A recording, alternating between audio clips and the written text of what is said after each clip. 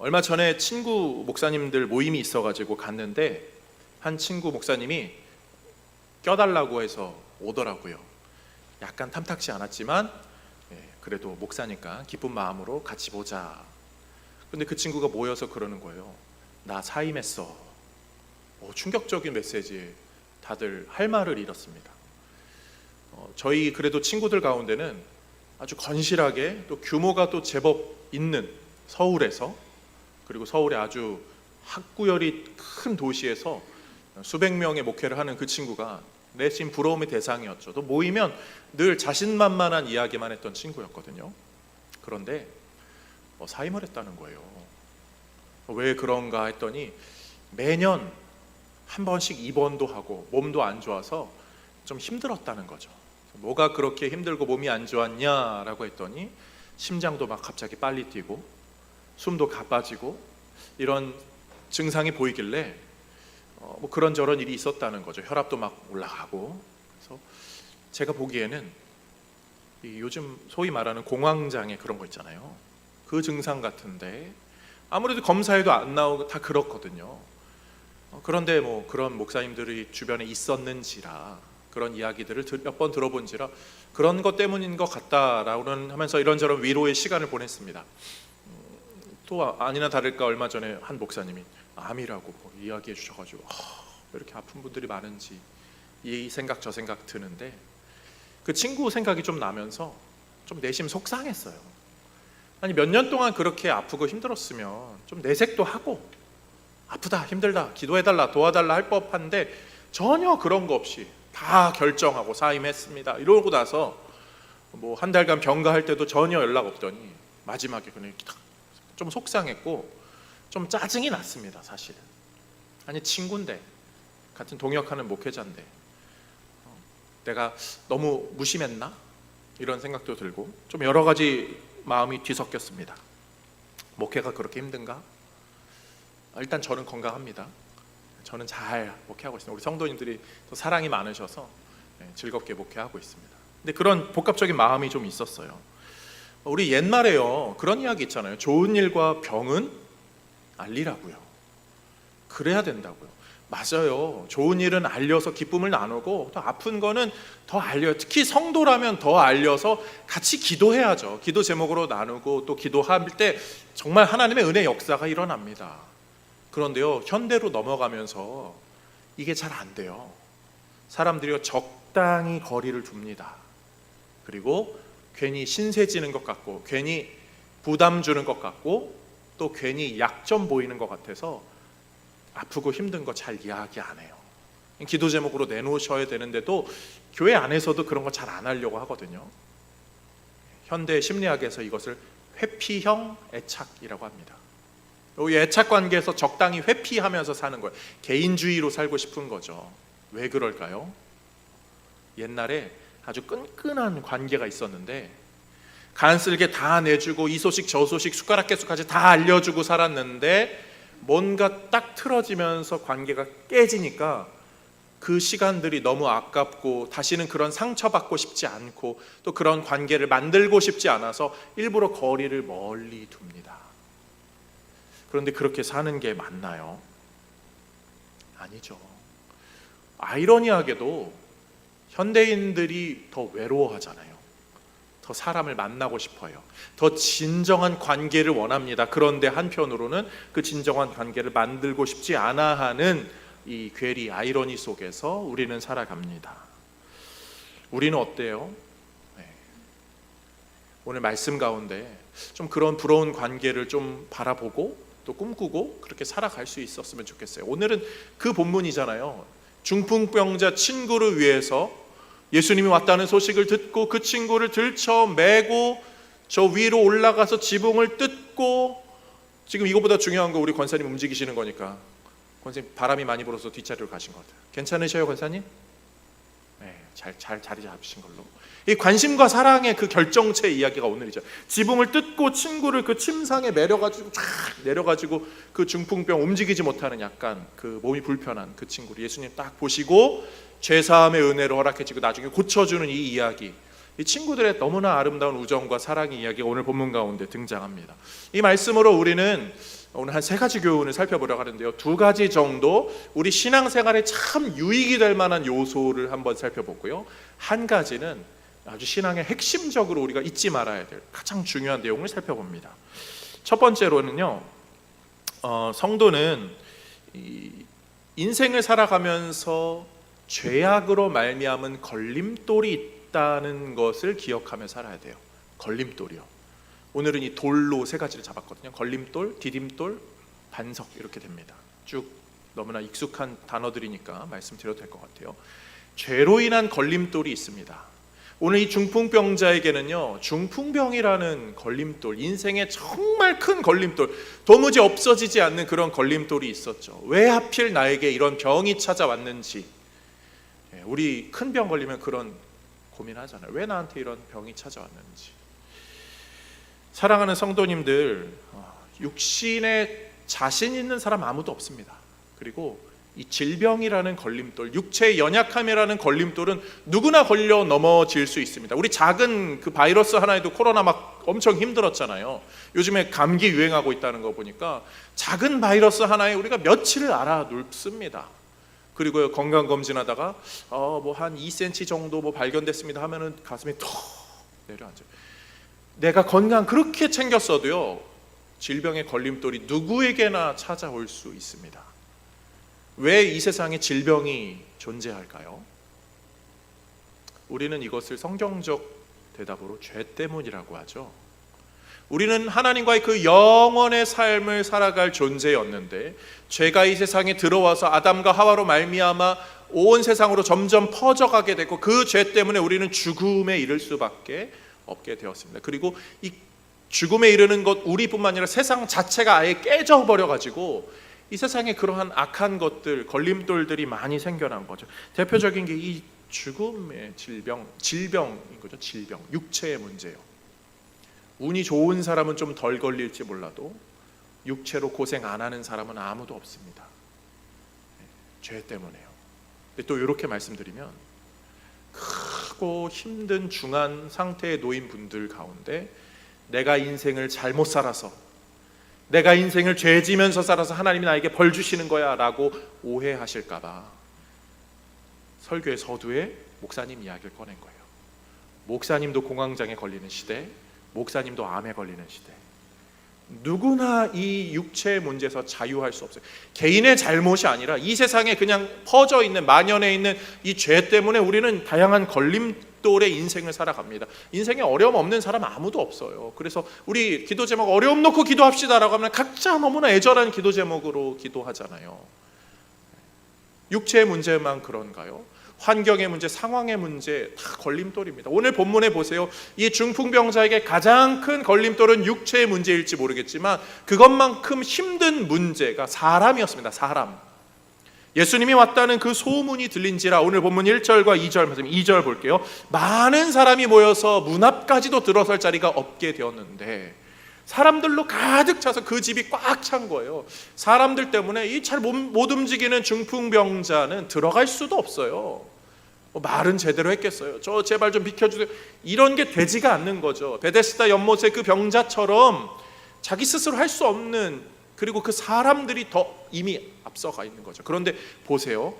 이 사람들 어떤 사람들이죠? 나쁜 사람들인가요? 아니요. 아주 열심히 사는 사람들입니다. 예수님 왔다는 소문 듣고 일찍부터 가서 줄 서 있고 착착착 들어가서 좋은 자리 맞고 부지런하고, 그리고 아주 간절한 사람들, 나 이걸로 꼭 해결 받아야 돼. 예수님 소문 들으니까 병 다 고친다더라. 나 이거 해결 받아야 돼. 그런 열심 있는 사람, 소위 말하면 세상적으로 선한 사람, 착한 사람, 성실한 사람, 그 사람들이 이 중풍병자에게는 걸림돌인 거예요. 우리 그렇거든요. 우리 이 세상 살아갈 때요, 우리 주변에 있는 걸림돌은요, 나쁜 사람, 악한 사람 아닙니다. 우리가 살아가는 세상이 죄로 물들었기 때문에 일어나는 현상 자체가 그냥 무고한 사람도 걸림돌이 돼요. 열심히 사는데, 성실히 사는데, 심지어 선하게 사는데도 이 문제가 발생하는 거죠. 아니, 우리 존재 자체가 사실 이 죄악을 좀 만들어내는 요소 있습니다. 교회에서 신앙생활해도요, 다 열심히 교회에 뭐 사랑하고 충성 봉사하고 아껴주고 뭐 이렇게 베풀어주고 나눠주고 막 챙겨주고 함에도 불구하고 그 안에서도요, 우리는요 때로는 시험 들어요. 그 사람이 잘못해서일 때도 있지만 잘못하지 않아도 시험 들거든요. 우리 그런 일이 있어요. 우리 세상 삶 자체가, 아니 여기 이마트 트레이더스 오픈했습니다 이번 주에. 갑자기 뜬금없이 이야기를 하는 것 같지만 오픈했습니다. 사람들이 막 몰렸어요. 그 사람들 어떤 사람들이죠? 잘 살고 싶은 사람들, 싸게 사고 싶은 사람들, 절약해서 가게 생활에 좀 더 보탬이 되고자 하는 그 열망으로, 뭐 경품도 된다니까 뭐 나눠주는 그런 열망으로 사람들이 막 모였습니다. 선한 의도로 모였지만 결과가 뭡니까? 난리 났고 거기 교통체증 생기고 공해 난리 났겠죠. 뭐 거기 공기 당분간 안 가려고요. 살 게 없습니다 사실. 다 이렇게 선한 의도로 살아가는데 우리는 이 세상이 그래요. 이 세상 자체가 그렇습니다. 뭐 환경운동한다고 하는 그런 선한 지고지순한 목적을 가지신 분들도요, 그 사람들이 살고 먹고 행하는 모든 것들 가운데 지구를 파괴하는 어떤 요소와 다 연결이 되어 있어요. 에어컨 끼고 뭐 우리 끄고 살 수 없잖아요. 우리의 존재 자체가 이미 세상을 파괴하고 있습니다. 근데 그것은 세상에 만연한 죄 때문이에요. 그리고 그 죄는 수많은 걸림돌들을 만들어내고 있죠. 시험 들고, 그리고 선한 것을 오해하고 곡해하고.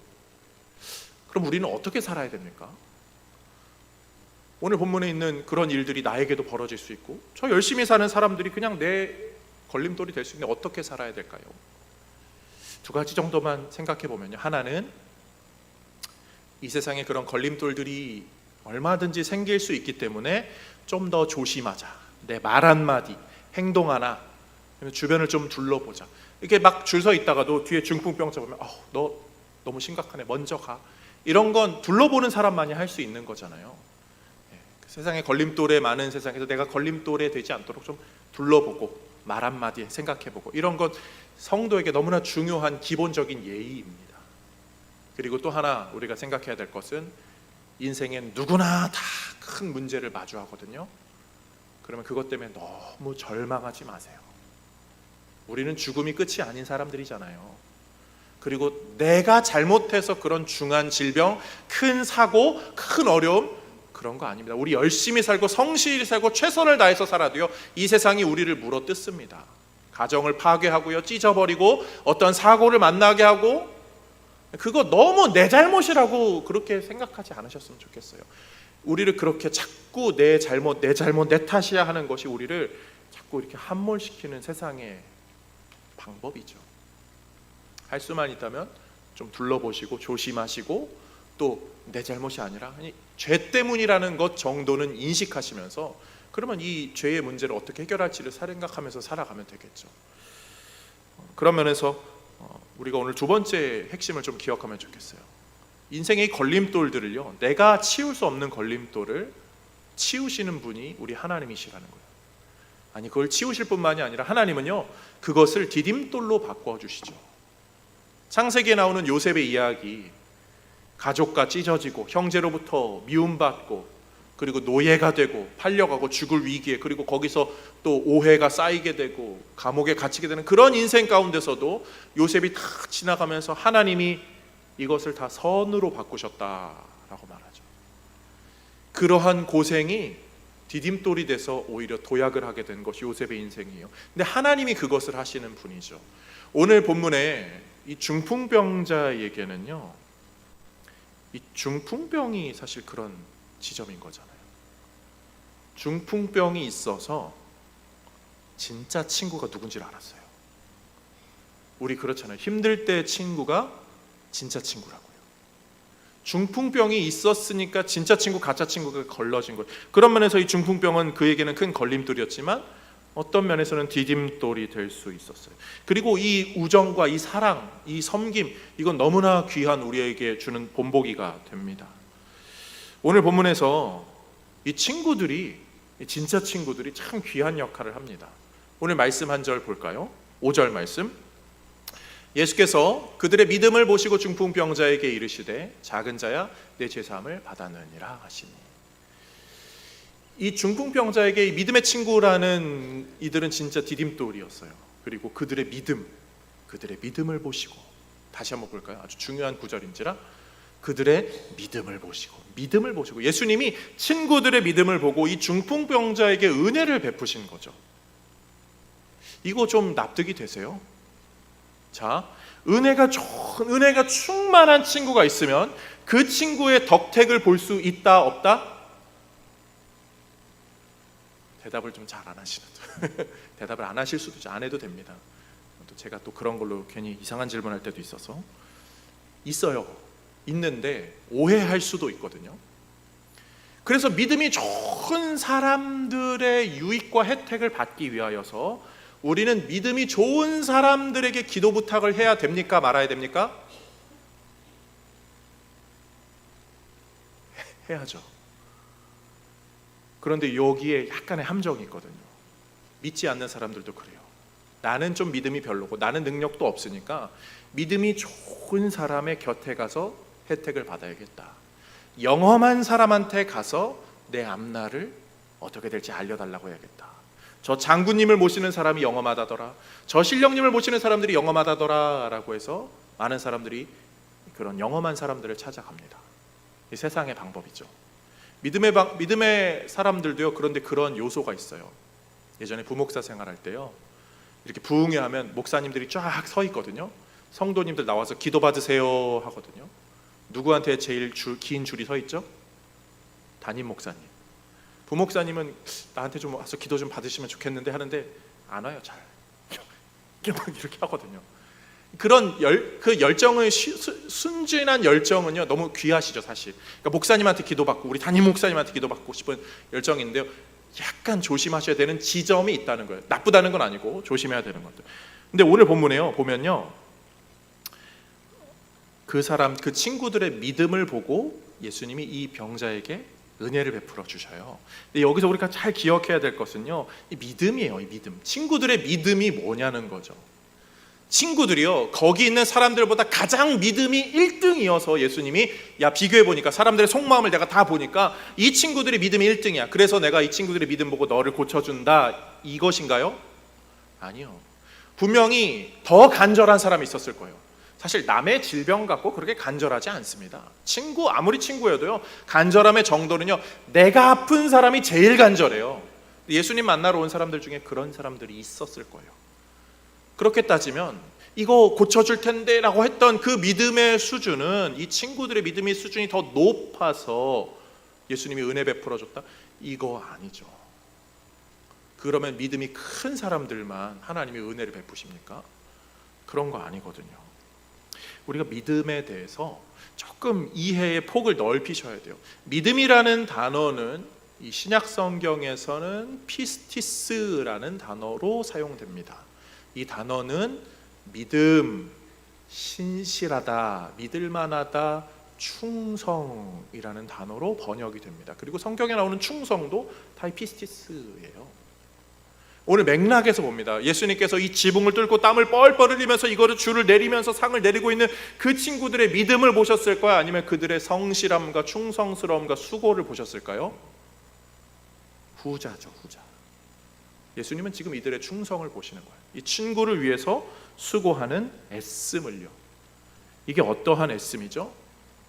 보세요. 여기 누가 막 이렇게 떨어진다고 해보세요.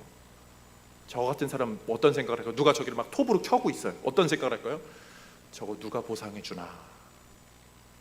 친구들은요, 내가 이거 보상해 줘도 될 수도 있겠다는 그러한 이 금전적인 손해를 감내하는 충성이에요.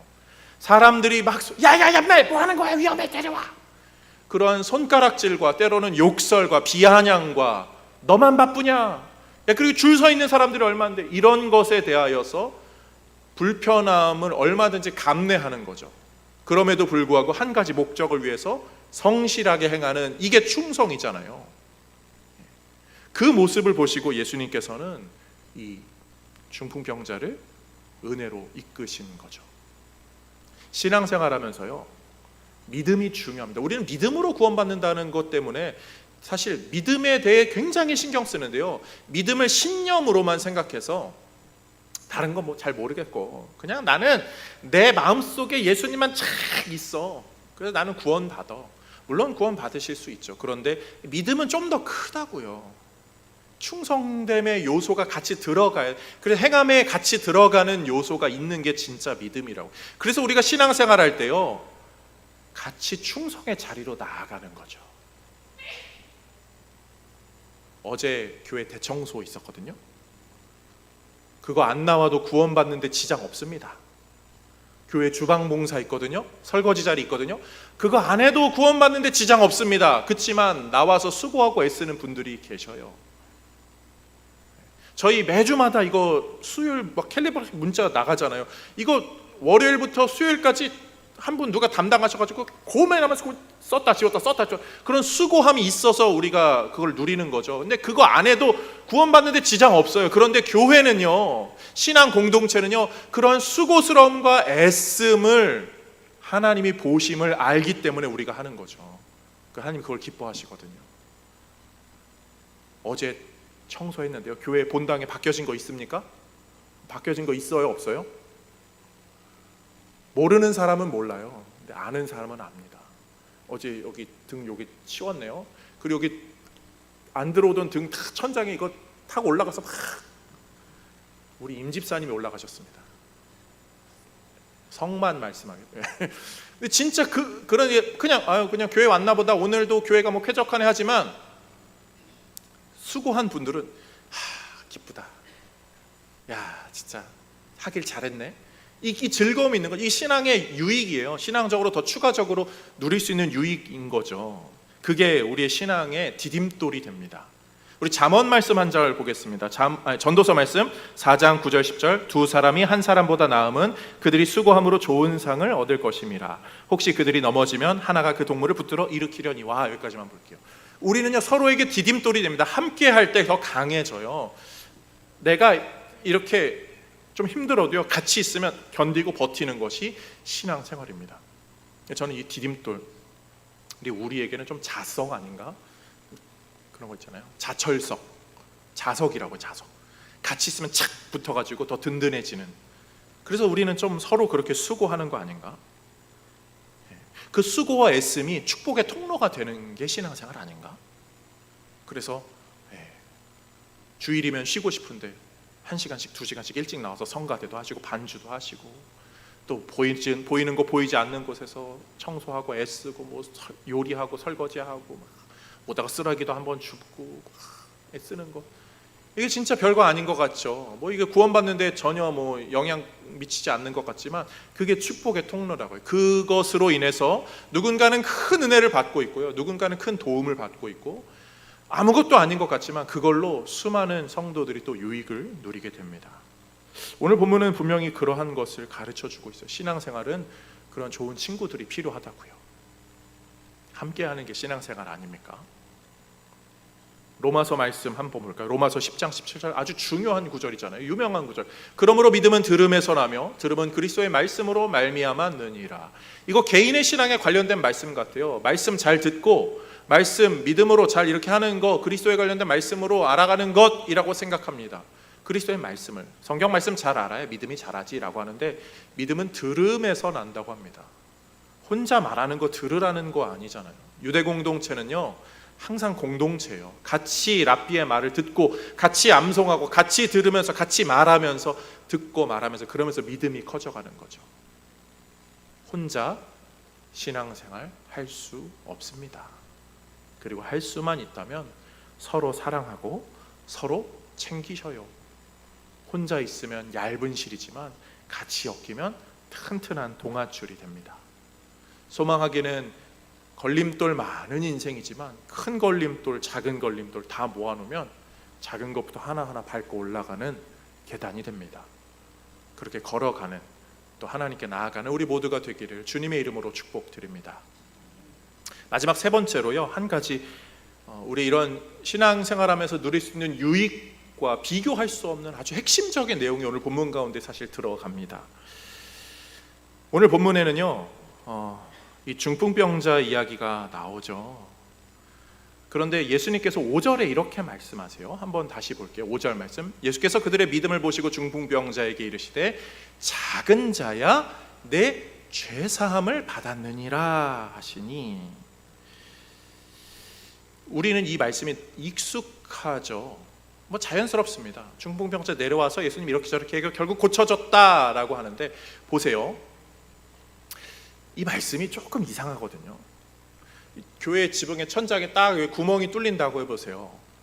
어떤 현상이 벌어질까요? 어떤 사람이 쭉 내려온다고 해보세요. 어떤 일이 벌어질까요? 일단 제가 할 일은 조심하세요, 조심하세요, 여기 비키세요, 갑자기 뭐가 떨어지고 있습니다.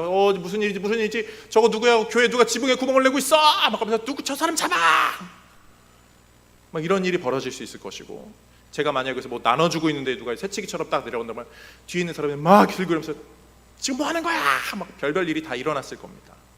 아니면 뭐 내려오는 중풍병자가 상태가 너무 심각해서 우리가 딱 보자마자 아이고 불쌍해 이런 마음이 됐으면, 예수님이라면 병고침부터 먼저 해줘야 되는 게 순서이겠죠.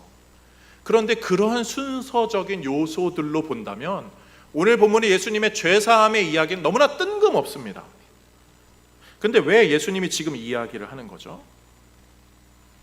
예수님은요, 지금 우리 마가복음 말씀 보고 있거든요. 마가복음 오늘 6번째 시간인데, 쭉 맥락적으로 보면 마가는 예수님이 누구신지, 그리고 이 땅 가운데 오셔서 그분이 어떤 분이신지, 어떤 사역을 하셨는지를 가르쳐주면서 그분의 사역의 핵심이 무엇인지를 증명하고 싶고 드러내고 싶었어요. 그래서 지난주 말씀에 예수님의 높은 권위, 어떠한 권세자들보다 높다, 그리고 어떠한 영적인 문제도 능히 이기시는 그 높은 권세, 그리고 육적인 문제도 다 이기시는 분이라고 했어요. 그런데 그 이야기가 진행될 때 예수님은 항상 기도하셨어요. 하나님의 뜻을 구합니다. 그리고서 사람들에게 알리지 말라고 해요. 왜요? 육적인 문제만 가지고 나오는 이 사람들로 인해서 다른 중요한 사역, 본질적인 사역이 놓쳐질까 봐 예수님은 이 질병 이런 것은 좀 뒤로 미루고 구원의 사역에 더 우선을 두십니다. 오늘 본문도 그 맥락에서 똑같아요. 예수님은요, 지금 구원에 대한 메시지를 먼저 전하고 있어요. 그게 가장 중요하기 때문이죠. 보세요. 이 중풍병자가요, 왜 죄사함의 은혜를 받게 되었죠? 누구의 믿음 때문에? 네, 친구의 믿음 때문에요. 여기에 오늘 본문에 핵심이 있습니다. 소위 젊은 사람들은 킥이라고 하거든요. 여기에 킥이 있어요. 예수님이요, 친구들, 참 친구죠. 참 친구, 진짜 친구의 믿음 때문에, 진짜 친구의 충성 때문에 이 병자를 고치십니다.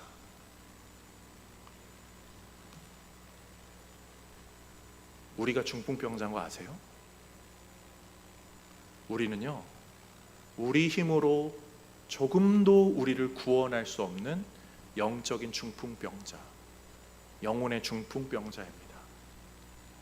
근데 이런 우리에게, 아무것도 스스로 할 수 없는 우리에게 친구로 오신 분이 계시죠. 예수님은 마태복음에서 이렇게 우리에게 가르치십니다. 마태복음 11장 19절, 인자는 와서 먹고 마시매 말하기를 보라 먹기를 탐하고 포도주를 즐기는 사람이요 세리와 죄인의 친구로다. 예수님은 우리의 친구가 되어주셨어요. 그리고 친구에 대해서 이런 가르침을 하시죠. 요한복음 15장 13절, 사람이 친구를 위하여 자기 목숨을 버리면 이보다 더 큰 사랑이 없나요? 친구를 위해서 목숨을 버리는 게 가장 큰 사랑이라고 말하시고, 실제로 그 사랑을 실천하시죠. 자기 사람을 사랑하시되 끝까지 사랑하시라. 요한복음 13장 1절 말씀이잖아요. 끝까지 사랑을, 자기 친구들을 위해 끝까지 사랑을, 그분의 끝까지 사랑은 어떤 사랑입니까? 십자가에 매달려 자기 목숨을 던지는, 끝까지 순종하는 그 사랑, 그거야말로 예수님이 우리에게 보여준 최고의 충성이죠. 그리고 우리는 그것을, 그분이 우리의 죄를 위하여 대신 죽으셨다는 것을 우리는 복음이라고 합니다. 그것을 믿는 사람은 구원에 이르게 된다. 로마서는요, 그런 면에서 이렇게 말하죠. 1장 17절, 복음에는 하나님의 의가 나타나서 믿음으로 믿음에 이르게 하나니. 사랑하는 성도님들, 우리 이 구절이요, 아주 깊은 구절이죠. 믿음으로 믿음에 이르게 된다. 보세요. 1번, 내가 아주 작은 믿음이 있으면 하나님이 이 믿음을 긍휼히 여기시고 불쌍히 여기셔서 더 큰 믿음으로 이끌어 주신다. 맞습니까? 틀립니까? 이것도 맞아요. 하나님 우리를 긍휼히 여겨 주시죠. 그렇지만 그것만 담고 있잖아요. 복음에는 하나님의 의, 십자가의 이 예수 구원의 의가 나타나서 믿음으로, 우리 믿음을 오늘 설교의 서두에 충성이라고 쓰시고 충성으로 바꿔보세요. 하나님의 의가 나타나서 그분의 그 충성으로 우리를 믿음으로 이끌게 한다. 그분이 그렇게 십자가의 최고의 충성을 보여주셨기 때문에 그분이 그 모든 것을 희생, 오늘 본문의 친구들처럼 모든 손해를 감내해요. 모든 손가락질을 감내합니다. 사람들의 눈초리를 감내합니다.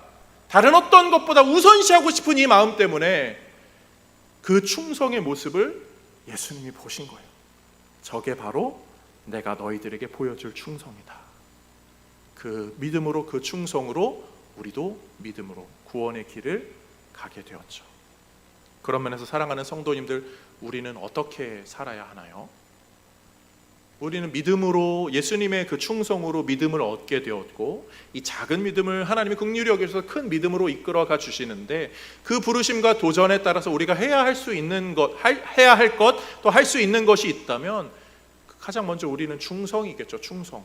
그리고 이 충성은 다른 것 충성이 아니라 우리 주변을 둘러보는 거예요. 사랑의 충성, 섬김의 충성, 내 손해를 때로는 감내하고 다른 사람을 위로하고 아파해주고 때로는 챙겨주고 도와주고 밥 한번 먹자, 한번 얼굴 보자, 차 한잔 마시자, 모르는 사람 말 걸어주고 사람들한테 손가락질 당해도 내가 좀 손해봐도 내가 좀 시간 좀 못 써도 내 시간 못 써도 내 누릴 거 못 누려도 이렇게 사는 게 십자가를 담는 삶이구나. 이게 바로 주님이 우리에게 보여주신 믿음의 반석이죠. 그리고 이 모습을 따라가는 성도들이 믿음의 반석 위에 세워지게 됩니다. 사랑하는 성도님들, 우리 동성교회에서 같이 신앙생활 잘 하십시다. 좀 걸림돌이 많으면 어때요? 그것도 너무 감추지 마세요. 아프면 아프다, 힘들면 힘들다, 이런 문제 있으면 이런 문제 있다, 저렇다 이야기하시고 갖고 나오면요, 누군가 위로해주고 또 같이 이렇게 콩짝콩짝 잘할 것 같아요. 내 아픔이 누군가에게 도움된다면 또 하나님 영광으로 쓰시겠죠. 또 그러면서 나도 위로받거든요. 먼저 올라간 사람이 끌어주게 돼 있고 밑에 있는 사람이 밀어주면 또 그걸로 도움받는 것, 그게 신앙생활입니다. 돌아보세요. 우리 인생 다 그렇게 살아왔거든요. 그래서 우리는 그렇게 도움받아서 왔는데 지금 그냥 난 마음의 믿음만 잘하면 되지,